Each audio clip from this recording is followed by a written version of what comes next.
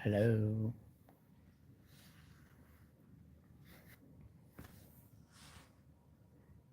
গত সপ্তাহে আমি সবুজ ক্যাপ মাথায় দিয়ে এসে বলেছিলাম, আমি শান্তির বাণী নিয়ে এসেছি। শান্তির বাণী। বলেছিলাম, Iran versus Israel plus America.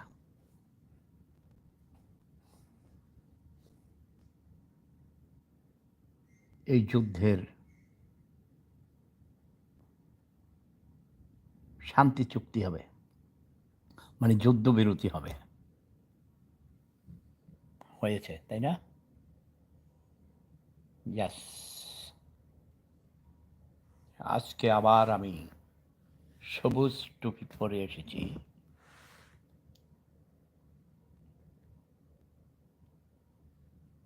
Headline লিখেছি আমি, Bangladesh in a big crisis. বাংলাদেশের জন্মের আগে থেকেই ক্রাইসিসে ছিল। এই ভূখণ্ড যখন Palestine, Israel, Iraq, Iran, Libya, Kuwait, Syria, এই অঞ্চলের মধ্যে সবসময় একটা যুদ্ধে নিমজ্জিত ছিল। বাংলাদেশ তখন নিউট্রাল ছিল মোটামুটি। ইসলামিক কান্ট্রি হিসেবে প্যালেস্টাইনের মুসলমানদের পক্ষে কথা বলেছে। আন্তর্জাতিক পর্যায়ে ইসরায়েলের এই নৃশংস হত্যাকাণ্ডের শিশু, নারী এবং নিরস্ত্র মানুষদের হত্যার বিরুদ্ধে সবসময় প্রতিবাদ করে এসেছে। আমিও ব্যক্তিগতভাবে এইসব জুলুম, অত্যাচার, নির্যাতন, নিষ্পেষণ, নিপীড়নের বিরুদ্ধে আজীবন সোচ্চার প্রতিবাদী কণ্ঠস্বর। কিন্তু বর্তমানে যে যুদ্ধটা শুরু হয়েছে দীর্ঘদিন থেকে, আমার জন্মের আগে থেকেই প্যালেস্টাইন, গাজা, ইসরায়েল এসব অঞ্চলের যুদ্ধ দেখে আসছি। লক্ষ লক্ষ মানুষকে প্রাণ দিতে হয়েছে অকাতরে। যে শিশুটি আজ জন্ম নিয়েছে, বেড়ে উঠছে মায়ের কোলে, ওই মায়ের কোলেই সে গুলিবিদ্ধ হয়ে মৃত্যুবরণ করছে। মাও মারা যাচ্ছে, শিশুও মারা যাচ্ছে। এর মূল কারণ হলো ভুল বোঝাবুঝি, ধর্মের অপব্যাখ্যা। প্রতিটি ধর্মই শান্তির কথা বলেছে, সুন্দর সুন্দর কথা বলেছে, ডিসিপ্লিনের কথা বলেছে, পরনিন্দা, পরচর্চা করতে নিষেধ করেছে। আল গিবাতু আসাদ্দু মিনাল জিনা। অন্যের বিরুদ্ধে গিবাত মানে মিথ্যা প্রচারণা করা, বদনাম করা, জিনা করার চেয়েও বড় অপরাধ। এসব জেনেও কিন্তু সবাই জিনা করছে, জিনার চেয়েও বড় অপরাধ করছে, মিথ্যা প্রপাগান্ডা করছে, অন্যকে হেয় প্রতিপন্ন করার জন্যে, অসম্মানিত করার জন্যে উঠে পড়ে লেগেছে। এবং একজন বলে, আমার ধর্ম সর্বশ্রেষ্ঠ, তোমার ধর্ম পচা, তোমার ধর্ম ছেড়ে আমার ধর্ম গ্রহণ করো। এমনভাবে সামাজিক অবস্থা সৃষ্টি করে, মানুষ বাধ্য হয়ে জীবন বাঁচাবার জন্যে, মান ইজ্জত বাঁচাবার জন্যে তখন নিজের ধর্ম ত্যাগ করে, নিজের জন্মভূমি ছেড়ে অন্যখানে গিয়ে প্রাণ বাঁচায়। এই মূল সমস্যাগুলো হলো ধর্ম নিয়ে। তাই ছোটবেলা থেকে আমি মনে করেছি পৃথিবীতে এসব ধর্মগুলো থাকার কোনো প্রয়োজন নেই। ধর্মমুক্ত বিশ্ব চাই, বিশ্ব মাঝে শান্তি চাই। আমি এখন একটা বিশেষায়িত মানে স্পেশালাইজড হার্ট হাসপাতালে আছি। হৃদরোগ সংক্রান্ত বিশেষ উন্নত মানের অত্যাধুনিক হাসপাতালে আছি। গত বছর আমার হার্টে অপারেশন হয়েছিল। নতুন বাল্ব লাগানো হয়েছে, পেসমেকার লাগানো হয়েছে।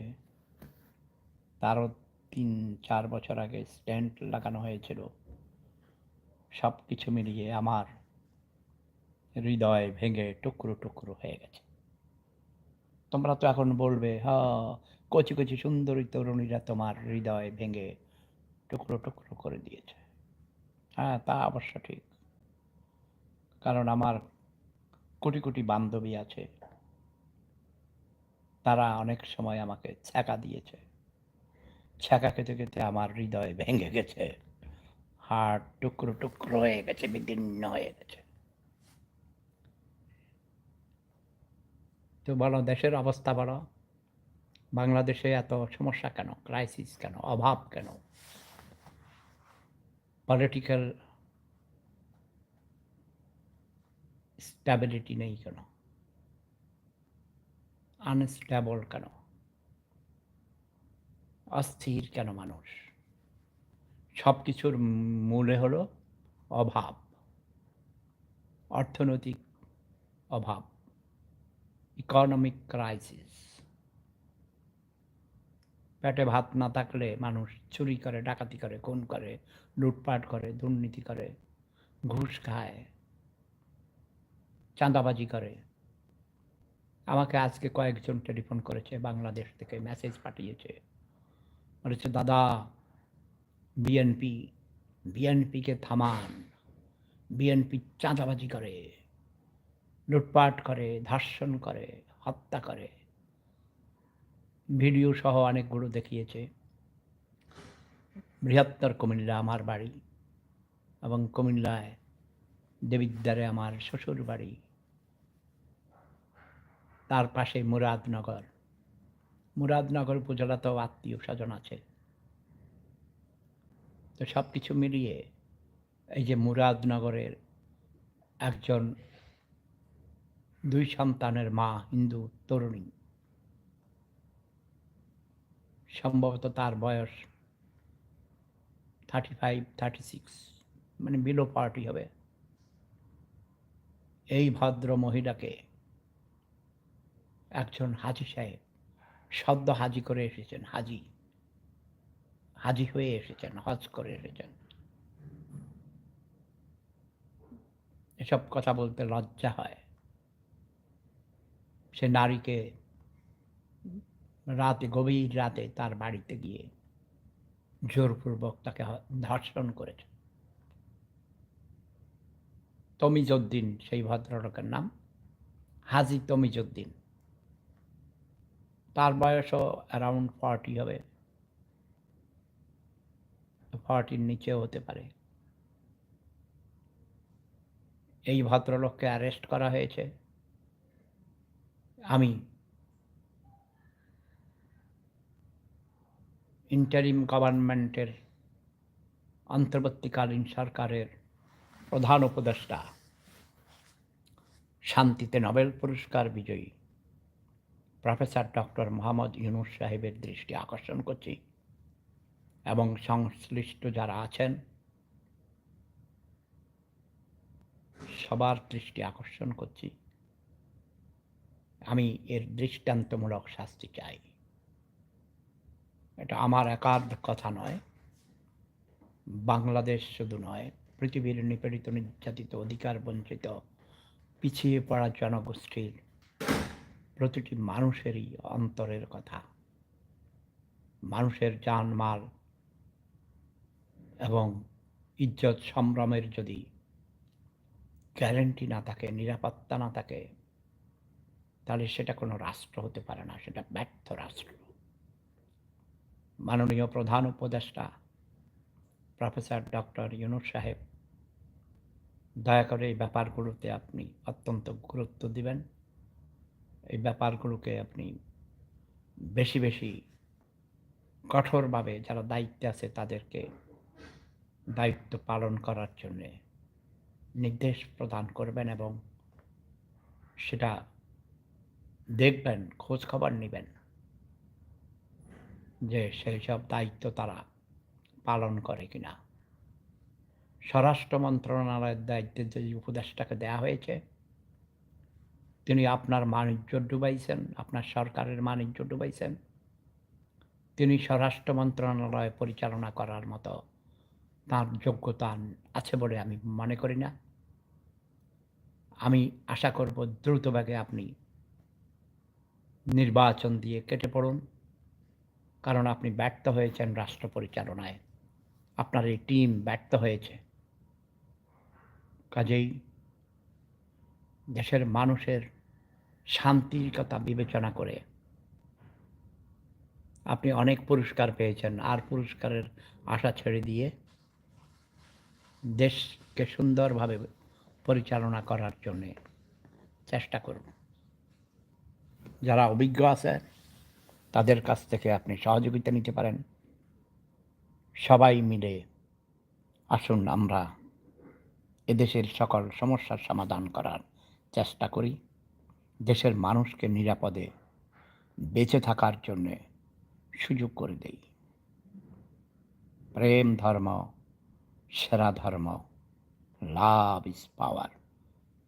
আরেকটা কথা বলছি, আমার অভিজ্ঞতার কথা। যদিও আমি ৩৫ বছর যাবৎ দেশের বাহিরে, ২০০২ সালে গিয়েছিলাম, ৩ সপ্তাহ ছিলাম, অসুস্থ হয়ে গিয়েছিলাম, দ্রুতবেগে চলে এসেছি। কিন্তু আমারও প্রাণ কাঁদে দেশে যাওয়ার জন্যে। কিন্তু যখন দেখি এই অবস্থা, জানমালের মান ইজ্জতের নিরাপত্তা নেই, তখন সেই ইচ্ছাকে আমি অবদমিত করে রাখি। আমি মনে করি বাংলাদেশের সবচেয়ে বড় বৃহত্তম দল, যে দলের নেতৃত্বে বাংলাদেশ স্বাধীন হয়েছে, তারা দীর্ঘদিন ক্ষমতায় ছিল একাধারে, ১৫ বছরের উপর। শেখ হাসিনা প্রধানমন্ত্রী ছিলেন। কাজ করতে গেলে অনেক ভুল ভ্রান্তি হয়, তাদেরও অনেক ভুল হয়েছে। সেই ভুলের জন্যে তাদের শাস্তি অবশ্যই আমরা দাবি করি, কিন্তু সেই দলকে নিষিদ্ধ করা মোটেই ঠিক হয়নি। আমি অনুরোধ করছি আওয়ামী লীগকেও রাজনীতিতে অংশগ্রহণ করার জন্যে এবং দেশের এই ক্রাইসিস দূর করার জন্যে তাদেরও ভূমিকা রাখার প্রয়োজন আছে বলে আমি মনে করি, এবং তাদেরকেও নির্বাচনে অংশগ্রহণ করার জন্যে সুযোগ করে দেবেন, এই প্রত্যাশা করে আমি আপাতত বিদায় নিচ্ছি। জয় বাংলা, জয় জনতা, জয় মানবতা। প্রেম ধর্ম সেরা ধর্ম, লাভ ইজ পাওয়ার। আসুন আমরা সবাই সবাইকে ভালোবাসি।